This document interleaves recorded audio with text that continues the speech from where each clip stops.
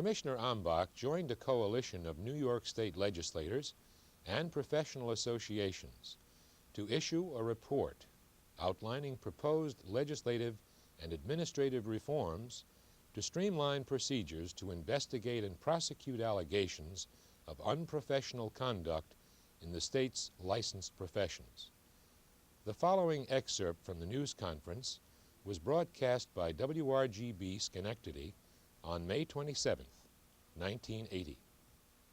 A coalition of New York State legislators and professional associations today unveiled a series of legislative reforms aimed at improving the disciplinary procedures against licensed professionals. That group includes such diverse occupations as masseuses and doctors, all of whom must be licensed by the state. More on the proposed reforms now from Mark Karras. There are currently almost 500,000 licensed professionals operating in New York, and like other occupations, there is sometimes a bad apple in the group. When complaints about an individual practitioner surface, they are referred to the state education or health departments for investigation. At a news conference today, officials released a report indicating that the number of complaints has ballooned to about 15,000 annually, resulting in numerous problems and adversely affecting the enforcement of professional standards on individual practitioners. I think that the shortcomings are well outlined in this report. I would capsule them by way of indicating a problem of time, of backlog, length of time in which it takes for an investigation to take place, through the prosecution and final determination by the Board of Regents. And during that period of time, of course, always the danger, the difficulty that a person who shouldn't be practicing might continue to be practicing. The report released today recommends a general streamlining of the discipline procedures, allowing the education and health departments to prosecute as well as investigate cases, thereby saving time. In addition, new procedures would be established to handle minor complaints, which can now take up to 5 years to be resolved. For violations which are not substantial, there should be a diversion to a peer committee which can assess a small monetary penalty or hand out a censure and reprimand for the first or infrequent violator. State legislators who unveiled the reform package today were flanked by representatives of about 30 professional societies, groups which argue that the proposed reforms would clear up complaints quicker and as a result weed out the bad apples who may give their professions a poor public image. The leaders in both houses of the state legislature support reforms in the professional discipline area. So with these lawmakers and these other groups supporting the measures, it would seem that their approval is certain. Right? Wrong. Enactment of the measures would cost state taxpayers about $2 million a year, and the majority of state lawmakers say that the state just cannot afford it. Mark Karras, News Center 6, Capitol Hill.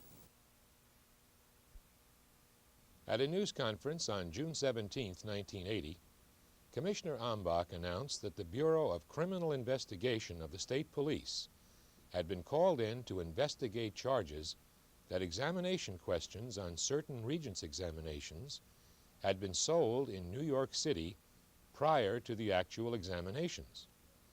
At the same time, the Commissioner announced that the Regents examinations would be administered as scheduled and that their grading would depend upon the results of the investigation. The following is WTEN's coverage of the news conference. There is another Regents exam scandal. The state's top educator admitted today the security has been breached on at least 2, possibly more, of this year's examinations. Here's Bob Lawson at the State Education Department. The story of the cheating scandal first broke in yesterday's editions of the New York Post.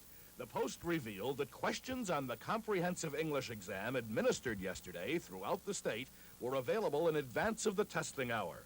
And today, the Post reported that copies of not only the English exam, but also the social studies exam were on sale in New York City for $1,000. The paper said it had purchased a copy of this morning's social studies test for $250 and printed a portion of the exam on the front page. State educational officials set out to determine if, in fact, the tight security surrounding the exams had been compromised. And at midday, Education Commissioner Gordon Ambach revealed the disturbing findings. The department immediately asked the Bureau of Criminal Investigation of the Division of State Police to investigate that report, and an investigation is underway. Early this morning, same newspaper advised us that its staff had purchased copies of questions which were said to be included in the Social Studies Regents examination, which was administered this morning. These questions were, in fact, on that examination. The Post also reported that it had questions for the physics exam, which will be given tomorrow morning. But probably because of timing, Ambach would neither confirm nor deny those questions are actually on the test. The commissioner did, however, announce his decision on the rest of the exam schedule. Based on the information presently available, I have determined that all of the Regents examinations will be administered this week throughout the state as scheduled. Whether the grading of any Regents examination will be affected by these developments will depend upon the results of the investigation and upon any further developments between now and the end of the examination period, which is Thursday morning. Commissioner Ambach says he has no information that there has been any exam security leak upstate, and he just doesn't know how widespread the cheating scam is. And he is very concerned, he says, about the additional anxiety and tension the scandal places on students taking Regents exams. Bob Lawson, TV 10 Action News, Albany. The following is WRGB's coverage of the news conference. First of all, there's a bit of anxiety. Is the exam going to be given or isn't it going to be given? That's added on top of all the anxiety that everybody has before they take a test in the first instance. As a result of Ambach's announcement today, students can rest assured that the remaining exams will in fact be given. But if state police confirm the leaking of test questions, then some exam results may very well be invalidated. If that occurs, Ambach says there are several routes which can be taken, the most likely of which would be to give Regents credit to anyone with a passing grade prior to the exam. Mark Karras, News Center 6, Albany. Shenendahowa High School, like other area school districts, keeps its Regents exams in a locked vault. Assistant Principal Ed Kern is the only man authorized to handle them.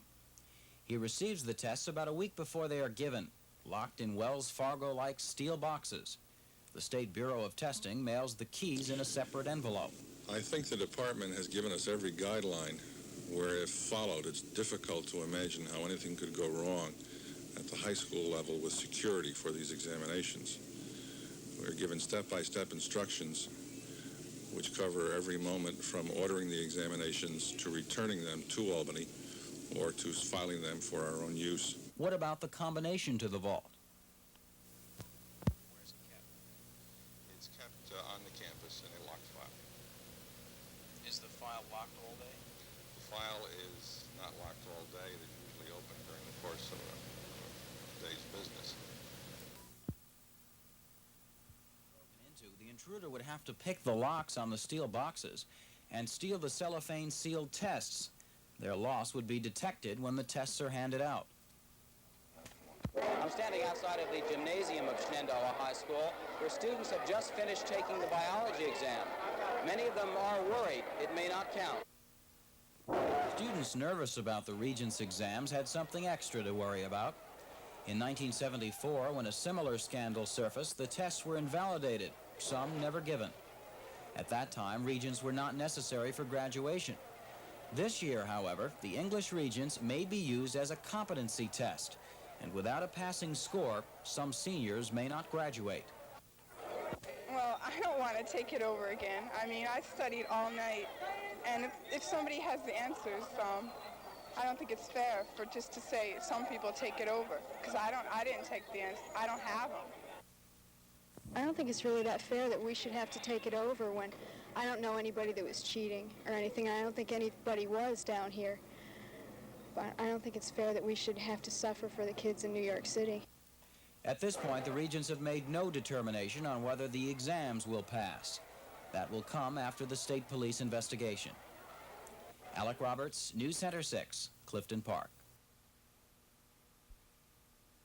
The following are excerpts from the 10th commencement of the Regents External Degrees Convocation, held in Chancellor's Hall on September 24th, 1980. It gives me great pleasure at this time to present to you the Commissioner of Education and President of the University, the Honorable Gordon M. Ambach, who will call the graduates forward to receive their diplomas. President Ambach.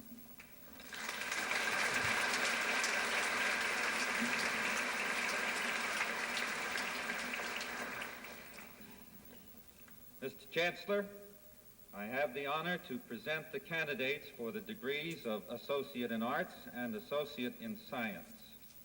Alvin Learheimer, Director of the program, will read their names. Will the candidates for the Associate in Arts and Associate in Science degrees now rise?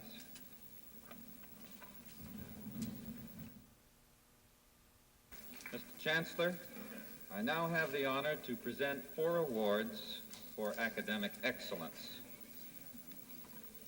First is the Ewald B. Nyquist Award.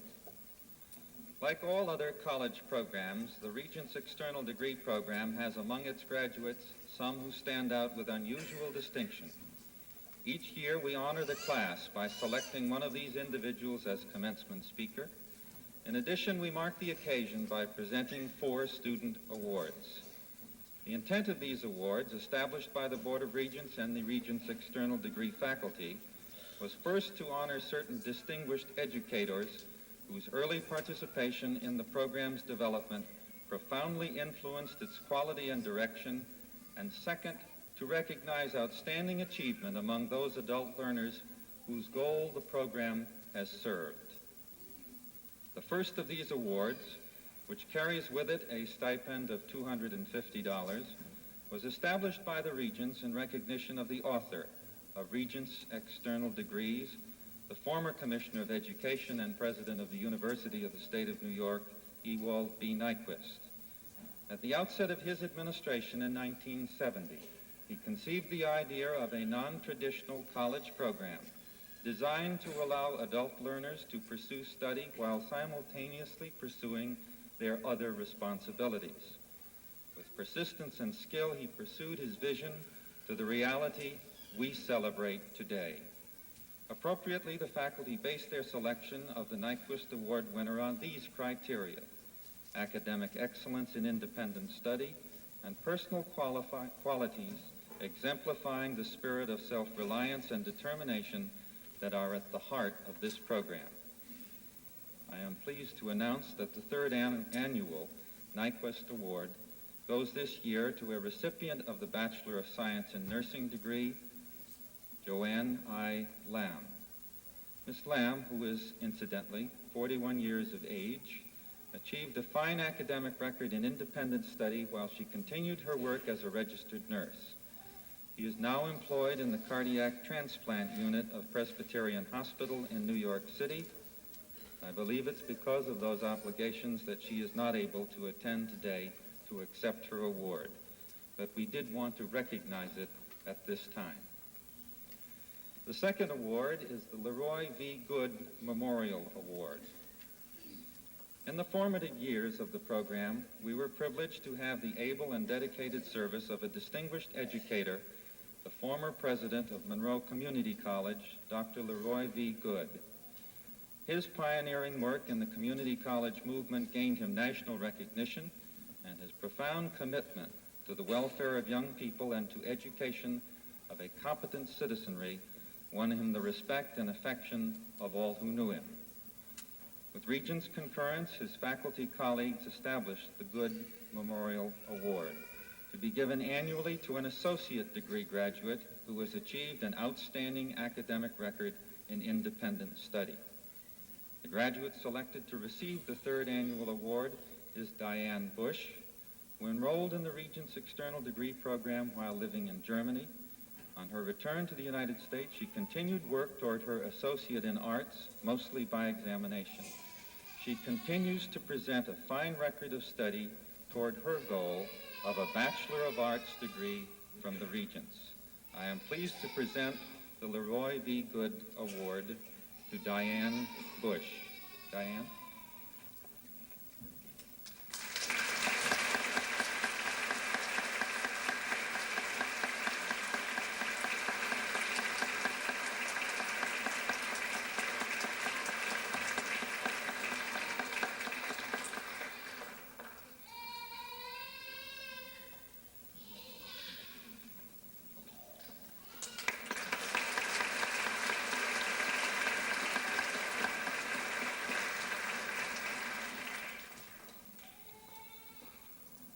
The Charles W. Laffin Jr. Memorial Award.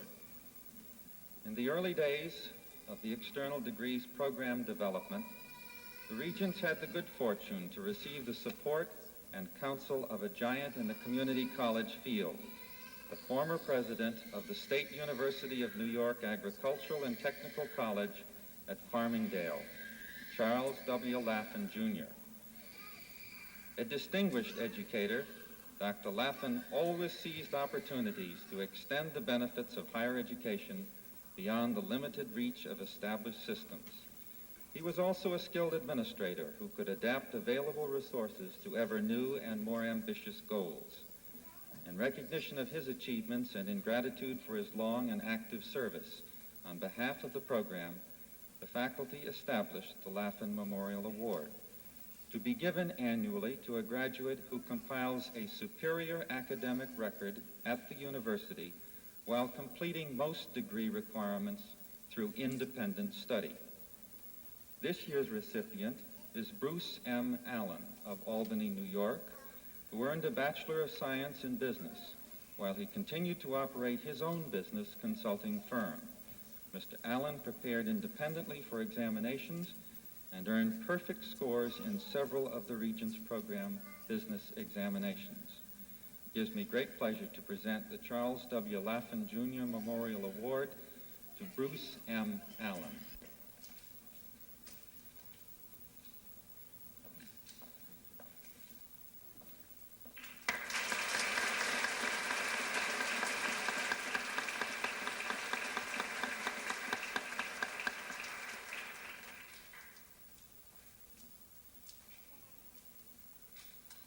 The fourth and final award was established by the Regents External Degree Nursing faculty to recognize outstanding academic and professional achievement among its graduates. The award honors a founding member of the nursing committee, Dr. Ruth V. Matheny, who contributed substantially to its groundbreaking work and to the rigorous standards for which the external degree written and performance examinations in nursing have come to be known. Dr. Matheny was nationally acclaimed for her theories on patient-centered practices in nursing. The third award, given to Mary Ann Brent, who has established a remarkable academic record in the Associate in Science program in nursing. As a result, she advanced from a licensed practical nurse to a registered nurse and now cares for medical surgical patients at Putnam Community Hospital. I am proud to present the Ruth V. Matheny Award winner, Mary Ann Brent.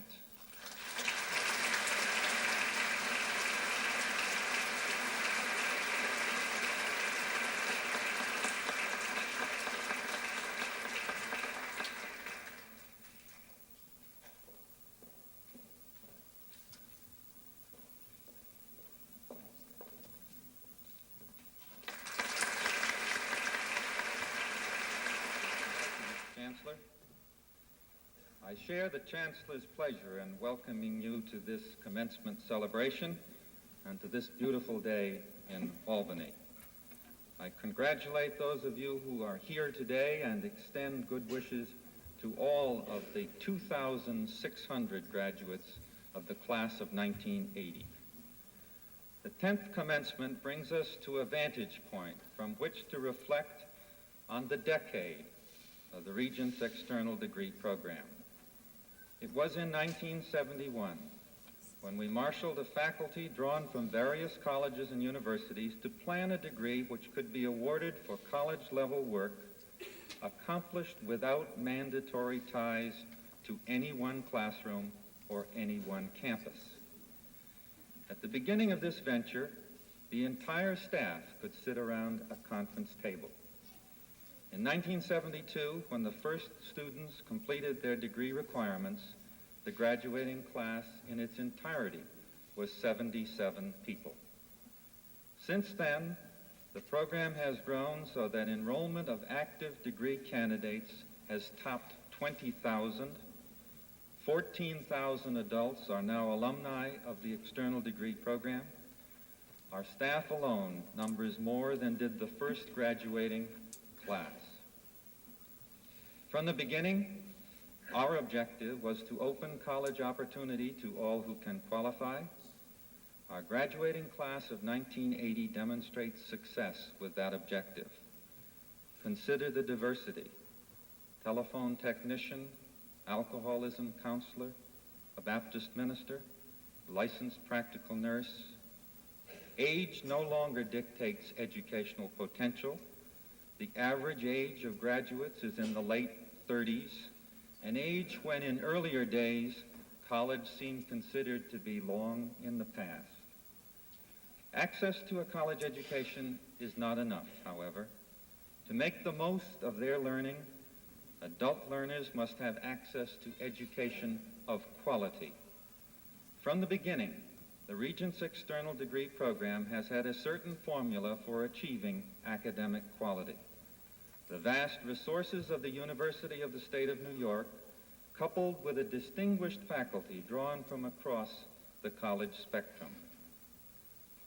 Our university, established way back in 1784, has grown into a unified system which encompasses all public and private educational institutions in the state of New York: the colleges, the universities, the primary and secondary schools, public and non-public, the museums, the libraries, public television, all of these together in one university.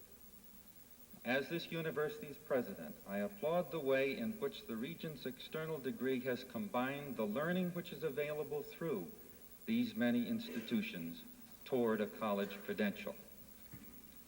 The essence of the external degree program is flexibility, the freedom of each candidate to choose the right path among diverse learning options to earn a degree. With freedom, however, goes responsibility. The responsibility for maintaining high academic standards in this program lies, of course, in part with the candidates and mainly with the faculty. Educational quality is given great attention in this program. While it challenges many of the traditional assumptions of higher education, it must demonstrate persuasively that each alternate route to a degree is equal in rigor. The task of our faculty is demanding. The faculty must establish and maintain degree requirements and performance standards which will assure that students whom they have never seen and who earn their credits from thousands of traditional and non-traditional sources have genuinely completed a college program. The degrees must carry a value and reputation which enables graduates to compete as equals for positions and further education with counterparts who have completed more traditional programs. The faculty of the Regents' external degrees is equal to this task. They're distinguished educators, their presidents, deans, administrative officers, and teaching faculty, all bringing valuable talents in their own academic disciplines. They represent a broad spectrum of undergraduate education in public and independent institutions, 2-year and 4-year, from New York and from a number of other states. Their diverse perspectives on educational policies and practices gives this program a truly national character. Just as we share pride in the continuing work of the faculty, we also share pride in new program developments. May I comment on 3: new connections with business and government organizations, our nursing program, and on our alumni. Universities must serve communities as well as individuals, and one way of doing this is to assist in the training of personnel in businesses and in industries and in governmental units. During the past year, the Regents' external degree staff has devoted much energy to helping employers provide better educational programs by combining their own in-service training courses with Regents' external degree opportunities. One such effort will be of interest to you. Just in August of this year, I was pleased to join with Xerox Corporation Vice President Martin Mayer to announce a cooperative venture with Xerox to provide external degree enrollment, information, and advising services to Xerox employees. This new association provides a dual benefit, At the same time employees improve their work skills, they can use the credits from their training courses towards Regents degrees. Those degrees, in turn, will enhance their own professional standing. For employers like Xerox, the Federal Aviation Administration, the Western Company of North America, and others, the partnership with the external degree program has meant an important new incentive for their employees to expand their skills through training and education, and an added benefit, which helps to attract new employees and retain experienced ones. You can expect to hear more during this coming year about expansion of these services which the external degree program is performing for business and industry. A note on our nursing program. For the past 8 years, external degrees in nursing have been an important catalyst to the profession as a whole. The program has demonstrated forcefully that nursing skills can be tested externally, a development which has had a strong impact on all of nursing education. 42 states now accept Regents external degree graduates for licensure, and others are expected to join the list in the near future. The performance testing, which is the most innovative feature of the external degree in nursing, has been greatly expanded during this year. A third testing site has been established with New York State, that is at the Krauss-Irving Memorial Hospital in Syracuse, and through a major grant from the W.K. Kellogg Foundation, the nursing program has worked in concert with the California State University and College Consortium to establish a performance testing center at Long Beach, California. The new center will not only make our performance tests much more accessible to candidates on the West Coast, it also signals the adoption by the California State Consortium of these examinations as a part of their own nursing curriculum. A note on alumni. Finding one's way among educational alternatives, as our graduates know, is not an easy task. It takes a great deal of help and comfort. I'm impressed by the concern that our graduates have shown for others. For a college program that has no nostalgia for the profs or the proms, the football team or any other team, or the campus, our 14,000 alumni of this program have made exceptional statements of their own support starting in this past year. Contributions to our alumni fund, which was in its first year this past year, have now already exceeded more than $10,000. And perhaps most important, these funds will be used to support resource networks of alumni and friends which have already been established in Chicago, Los Angeles, San Francisco, and Washington, D.C. These locations were chosen because of concentration of enrolled candidates and the accompanying need for encouragement and support, as well as the enthusiasm of local alumni. Through the network, graduates give something which is even more important than money: the valuable advice drawn from their own experience in fitting the responsibilities of jobs and families with the preparation for a college degree. We thank the alumni and those of you who will carry on with this same commitment. We do so just as we praise you, the graduates who joined their company today. In November 1981, the leadership of the three major faiths in New York, the New York Board of Rabbis, the New York State Catholic Conference, and the New York State Council of Churches, joined together to issue a statement of affirmation and support for public education. The following 10-minute program features members of the Interfaith Advisory Council discussing the statement with Commissioner Ambach. On November 3rd, the program was sent to 35 television stations and 200 radio stations. We are pleased to present New York State Education Commissioner Gordon Ambach with 3 members of the Commissioner's Interfaith Education Advisory Council. They're here to comment on the recent Statement on Affirmation and Support of Religious Institutions for Public Education. Commissioner Ambach. Just as the church and synagogue require the support of the educational community to achieve their purposes, education requires the active support of church and synagogue. That is a part of a very important new statement, which has been endorsed by the New York Board of Rabbis, the New York State Catholic Conference, and the New York State Council of Churches. It is a statement on affirmation and support of religious institutions for public education. Thank you for joining us. We'd like to take this opportunity to talk about this statement. I'm joined by colleagues from the Interfaith Education Advisory Council, who were instrumental in preparing this statement. Dr. Gloria Raspberry of Syracuse, Father Howard Bassler of Brooklyn, Rabbi Martin Silverman of Albany. The historical background of this paper is important. Father Bassler? Well, the paper is an effort to put into context the concern of religious persons for the quality of education, and specifically public education. As you know, we meet quarterly, and very often our conferences and consultation deals with issues, sometimes conflicts,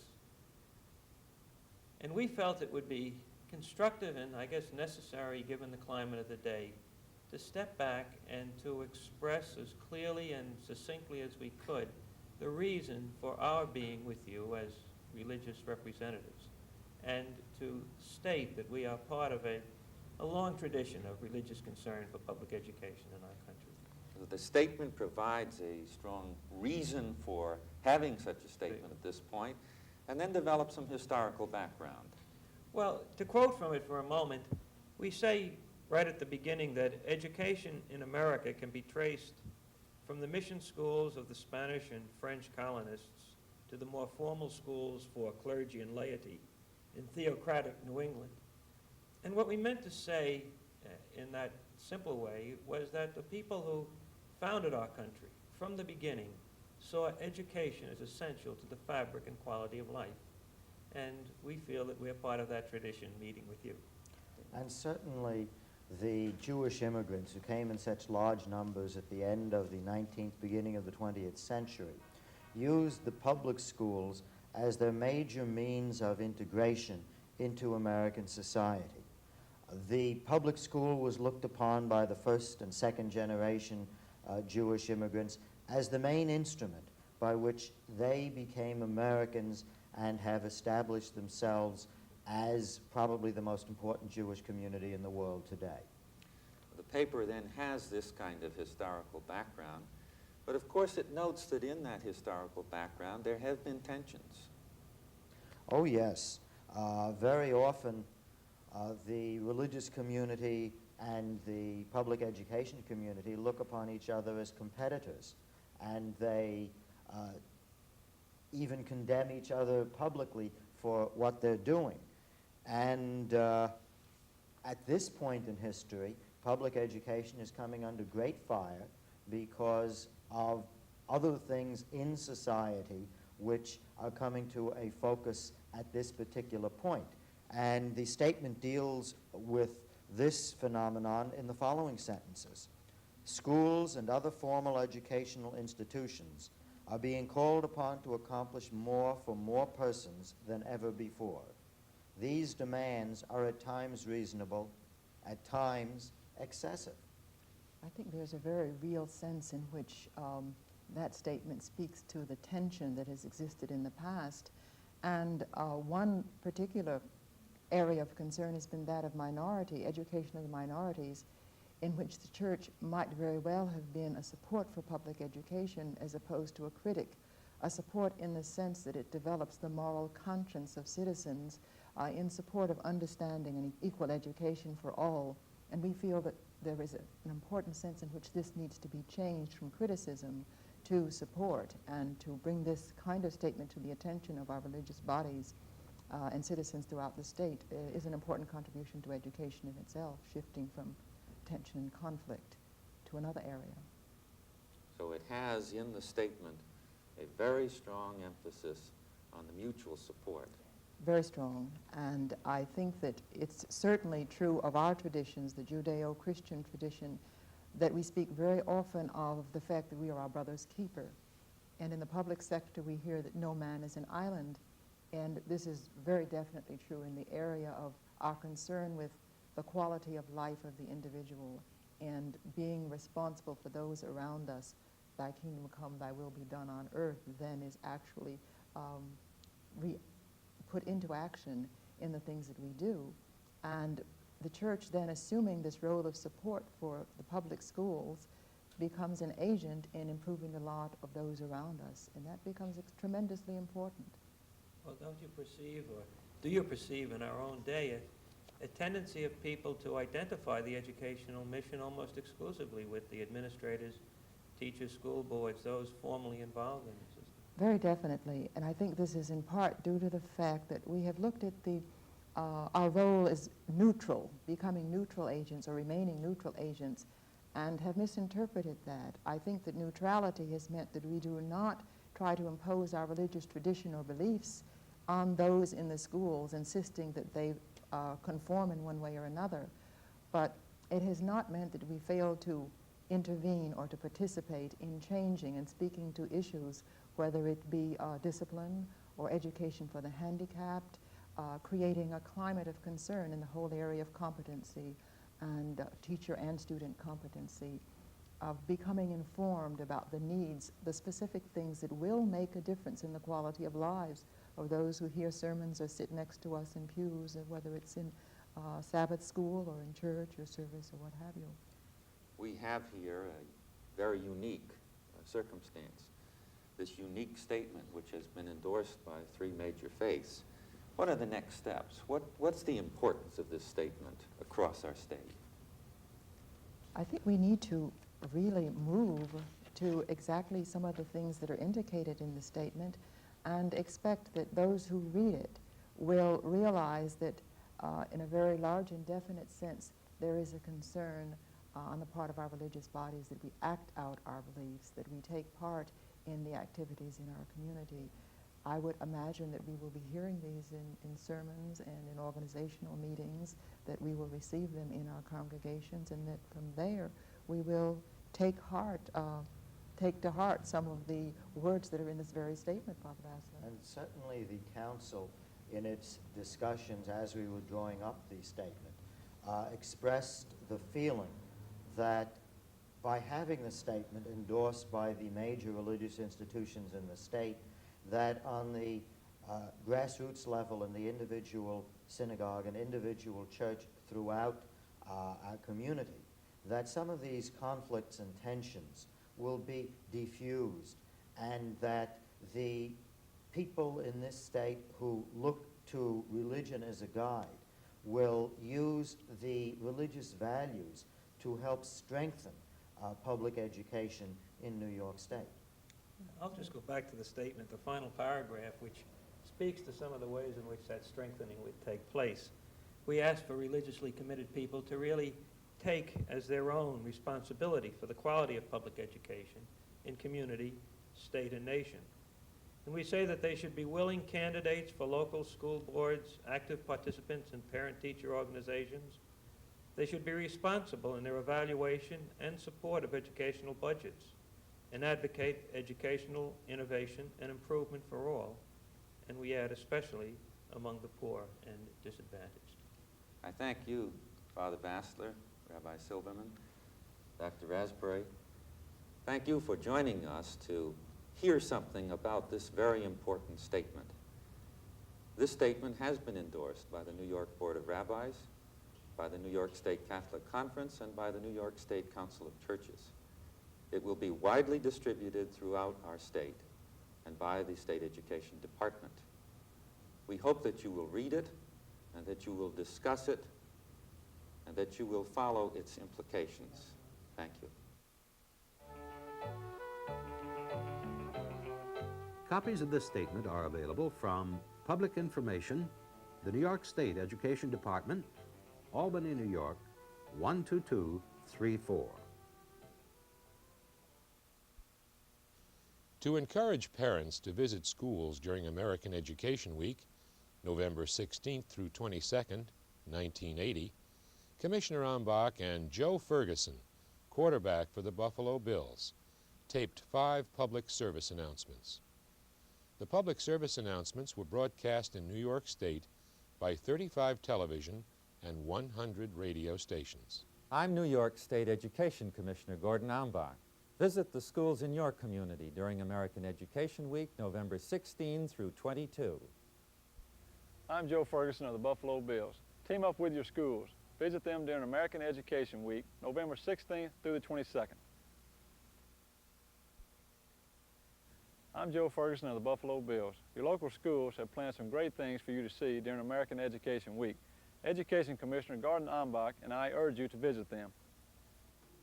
Thanks, Joe. Plan to visit your schools during American Education Week, November 16 through 22. 16, 22, November. Hi, I'm Joe Ferguson, quarterback for the Buffalo Bills, calling out the dates of the American Education Week. I'm joining Education Commissioner Gordon Ambach to urge you to visit your schools during this week. Discover the exciting things taking place in education. Thanks, Joe. Visit your schools during November 16 through 22. See how they are preparing your children for the future. Education in the 80s, preparation for the future. That's the theme of American Education Week, being observed by the schools in your community from November 16 through 22.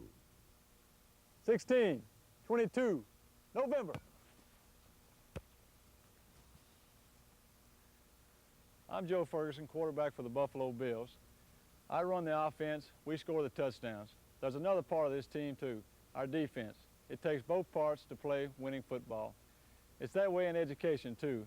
Your public schools are putting points on the board with students. They need you, the other part of the team, for support. Get in a huddle with the folks who run your schools during American Education Week. Join me and Commissioner Gordon Ambach in supporting education. Thank you, Joe. Teamwork is a big part of education. Join the team. Visit your schools during American Education Week, November 16 through 22. This message brought to you by the New York State Education Department. Rabbi Silverman, a member of the Commissioner's Interfaith Advisory Council, and Commissioner Gordon Ambach discussed the origin and purpose of the Interfaith Advisory Council statement of affirmation and support for public education by religious institutions with moderator Charles Touhey. The program was broadcast on Albany Cable Channel 16.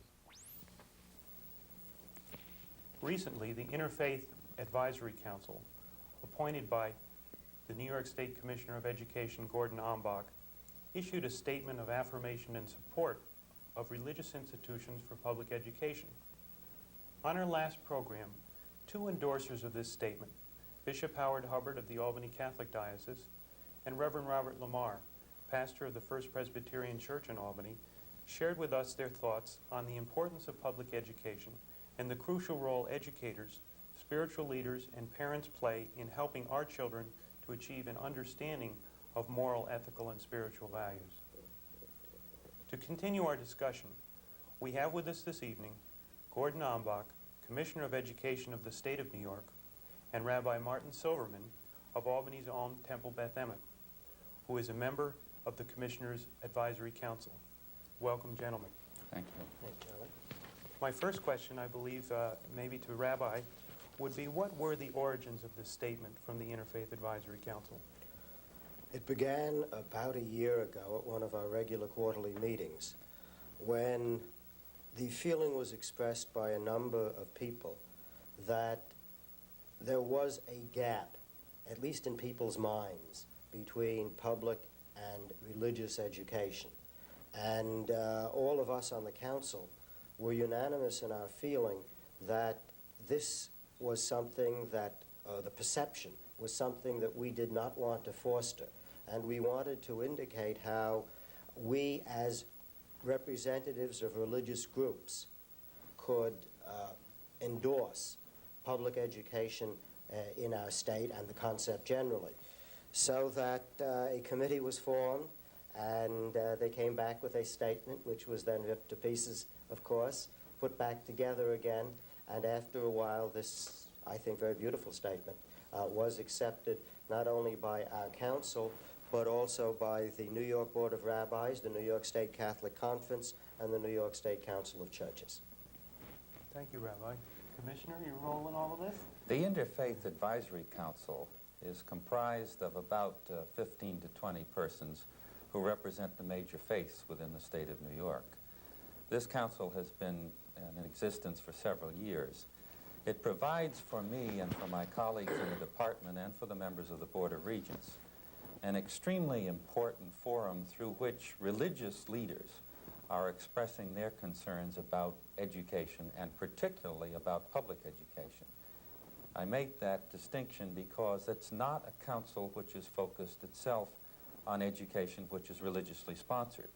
Their concern always has been about the issue of the religious institutions and concerns for what was happening in public education. As Rabbi indicates, it was about a year ago that there was a sense of importance for the council to begin preparing the statement that we're talking about today. There is no precedent for this in New York, and I know of no precedent for such a statement anyplace else in the United States, where, in fact, representatives of the major faiths have come together to agree on this very concise but very powerful statement, very clear statement about the importance of public education in this country and the importance to the religious institutions of public education. You mentioned that it became apparent that it was time to issue this. Was there any particular event that spurred this on, or was it a general feeling in the State Ed Department? There was no particular event, and I do want to repeat something that Rabbi said. The initiative came from the Advisory Council, not from the department. It's, of course, a project that's had my very strong endorsement all the way through, but the initiative was from the members of the Advisory Council. I think that one readily sees today, and one did a year ago, many issues on which there might be divisions between public and non-public schools and the auspices, sponsors of public and non-public schools. Those are very sharp differences right at the moment on certain kinds of issues that are before the Congress, on funding issues. But indeed, there were such issues back a year ago and even before that time. And a feeling that what seemed to be issues as between the two sets of schools or their sponsorship shouldn't be permitted to be seen as issues which were between public schools and religious institutions. There are, after all, in our state, 17% of our children in non-public schools, 83% of the children are in public schools.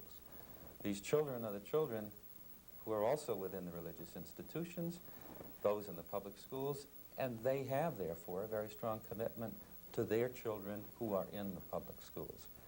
But it was a general feeling, not a single event or a specific event, that led to the development and then the issuance of the statement. How does the statement interface with the existing private and parochial school systems? Well, let's say what it's not. It's not a statement to the effect that public education is more important than education in non-public schools, nor the other way around. There was not any attempt to try to draw a comparison as to which was more important. Indeed, I think it's an expression that education is important, and it is important that the religious institutions support it. But the statement does not really speak specifically to the issue of the role of religious institutions in providing education of religious nature, nor does it speak specifically to the importance of the maintenance of non-public schools. If I might add something to what the Commissioner said earlier and also to this, I don't see that we, in drawing this up, were trying to, we certainly were not trying to put the two school systems on opposite ends of the pole. And in it, we indicate that there's room for both. But recently, this new report by Professor Coleman on religious education, religious schools, and public schools has been handled in the press in such a way as to indicate that there is competition and that one is trying to outdo the other. And very possibly the fact that we have this statement here in New York will indicate that, at least in our state, we do not feel that this competition exists, that each of them have their own roles. The public schools of necessity must be pluralistic. Bishop Hubbard and Bishop Hubbard and Reverend Lamar on our last program suggested some specific ways of dealing with the spirituality of school children. They talked of perhaps having courses in religion, survey courses in ethics and moral values. What would be your feeling of on those sort of things? Well, it depends on what level they would be introduced, and it would also depend a great deal on the teacher preparation for this. I've had enough experience dealing with these things to know that it's a loaded type of subject, where you get a teacher who is strongly committed to a particular religious tradition. It takes a lot of training to teach that particular teacher how to handle a sensitive issue without bringing a particularistic idea into the teaching itself. There's clearly a combined role here for the family, for the religious institution, the synagogue or the church, and for the school, and the overall development or nurturing of any child, and a division as to the responsibilities of which aspects are stressed principally in which of those settings. This statement is not particularly advocating that there be any kind of special courses or religious instruction within the schools. Indeed, of course, in New York, we have a lengthy history with respect to release time and the issue of formal religious instructions, how that should be done in particular settings, and what the limits are within the public schools. But I think that there is, of course, underpinning a very fundamental responsibility of the schools, which is in the development of the civic responsibility of any child. A very close traditional link between the spiritual and the moral values, which are religious values, and the very underpinnings of our democratic society and the rule of law. And I think it's principally on the issues of how one develops the civic responsibility, the self-discipline which in turn leads then to a sense of discipline which is essential in order to keep a society together. It's in that sense, and in the sense of our religious history, ethical history, that I think there is good ground for the incorporation within school programs, in the social studies, in the literature that's read, for an understanding of what those traditions are. Picking up on that, I'd like to read a few sentences from the statement itself. Schools and other formal educational institutions are being called upon to accomplish more for more persons than ever before. These demands are at times reasonable, at times excessive. It is a task that we feel will be more difficult to achieve without the close cooperation and support between educational and religious communities. And we might have added there the homes also, because what this is saying to me is that we've thrown a lot of our problems at the schools, whether they be public or parochial, and expect them to do things which many parents, often for reasons beyond their control, were doing in another generation and cannot do or will not do today. And what we're saying here, it's not fair. Let's have some help. Going back a bit to the school atmosphere itself, the commissioner mentioned the humanities in particular, which would be the reasonable forum for this inculcation of the values of both ethnic and spiritual values. How do you see the humanities being rejuvenated, or should they be taught in a different way? How can the teachers become more aware of this so that they can become reflective of the intent of this statement? Well, that's a tough question right now. You have all sorts of teachers, and you have all sorts of teacher training institutions. And I think that the teacher, the individual teacher, of course, has to reflect his or her own background and his or her own education. so that what this statement is doing is putting out before those people who are sensitive to what we think the American way of life and democracy and education is all about, putting it in clear issues and taking away the idea that there is any kind of opposition between public education and religious education. We look upon this more as a complementary, two streams going in the same direction, but not fighting each other. I'd like to take us back just a moment or two, though, to what is the principal purpose of this statement.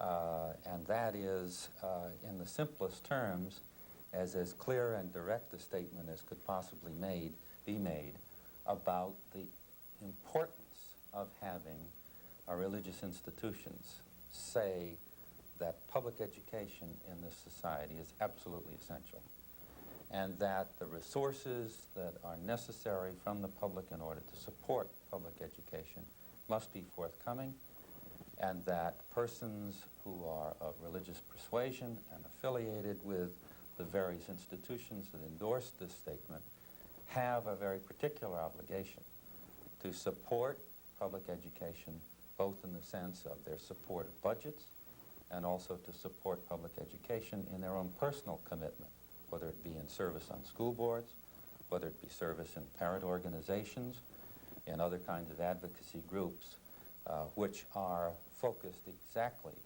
on the issue of enough resource for a public education. Given our current circumstances with respect to very likely or proposed major changes at federal budgeting, difficulties in our state and at our local levels in New York with respect to the competition for resources, and the overall very severe fiscal concerns, this kind of statement has to be read in the sense of a priority and an importance for public education as coming from the religious institutions. I'd like to summarize by saying that we can agree that ethical and moral values do have religious foundations, and the public educational process must find ways to recognize this influence without disrupting the separation of church and state. It's important for each of us to become aware of our individual responsibilities for education of our children and to understand the attitudes, policies, and practices that affect public education. I'd like to invite comments from our viewing audience. You can write to me, Charles Touhey, at 53 Ramsey Place, Albany, New York, 12208.